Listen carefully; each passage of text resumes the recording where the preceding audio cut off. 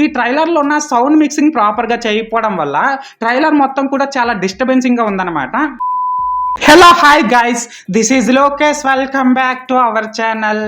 Guys, Pushparaj fans అందరూ కూడా ఎప్పుడా అని ఎంతో ఆతృతగా ఎదురు చూస్తున్న పుష్ప 2 మూవీ యొక్క ట్రైలర్ని ఆ మూవీ టీం వాళ్ళు ఈరోజు సాయంత్రం 6:03 రిలీజ్ చేయడం అయితే జరిగింది.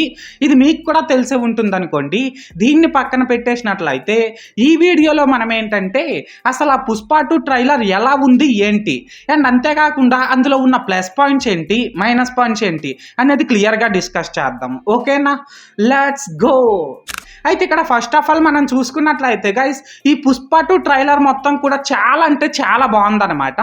అండ్ ఇప్పుడు ఇందులోని ప్లస్ పాయింట్స్ ఏంటంటే ఈ ట్రైలర్లో ఉన్న విజువల్సే కానీ, షార్ట్సే కానీ, డైలాగ్సే కానీ, బీజిఎంఏ కానీ, మన అల్లు అర్జున్ అన్న స్వాగే కానీ, అండ్ రష్మిక మందాన క్యూట్ లుక్సే కానీ, ఇవన్నీ కూడా సూపర్ అంటే సూపర్ ఉన్నాయనే చెప్పాలి. అండ్ ఇక్కడ మెయిన్గా ఏంటనేసి అంటే ఈ ట్రైలర్లో ఉన్న విజువల్స్ అన్నీ కూడా ఒక ఇంటర్నేషనల్ లెవెల్ మూవీకి కావాల్సిన రేంజ్లో చాలా రిచ్గా ఉన్నాయన్నమాట. అలాగే ఇక్కడ ఏంటనేసి అంటే ఈ ట్రైలర్లో షార్ట్స్ అన్నీ కూడా చాలా అంటే చాలా బాగున్నాయనే చెప్పాలి. ఎస్పెషల్లీ ఇక్కడ ఏంటనేసి అంటే ఈ ట్రైలర్లో మన అల్లు అర్జున్ అన్న రష్మిక మందన కాల్తో ఇలా అన్నాడు కదా, ఈ షార్ట్ మాత్రం నాకైతే చాలా బాగా నచ్చిందనమాట. అలాగే ఈ ట్రైలర్లో ఉన్న డైలాగ్స్ అన్నీ కూడా నెక్స్ట్ లెవెల్లో ఉన్నాయనే చెప్పాలి. ఈ డైలాగ్స్ అన్నింటిలో ఈ ట్రైలర్లో ఉన్న డైలాగ్స్ అన్నింటిలో నాకైతే మన అల్లు అర్జున్ అన్న ట్రైలర్ లాస్ట్లో చెప్పాడు కదా, పుష్ప అంటే నేషనల్ కాదు ఇంటర్నేషనల్ అని, ఆ డైలాగ్ మాత్రం మెంటల్ మాస్ ఉందనే చెప్పాలి. అదైతే నాకు చాలా బాగా నచ్చింది అనమాట.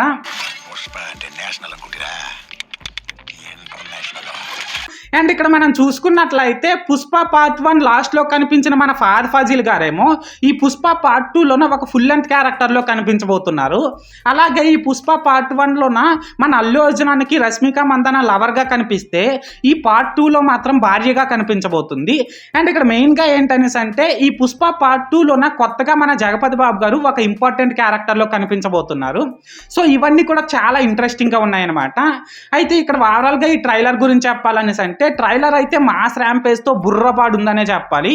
సో మొత్తానికి ప్లస్ పాయింట్స్ అయితే ఇవి.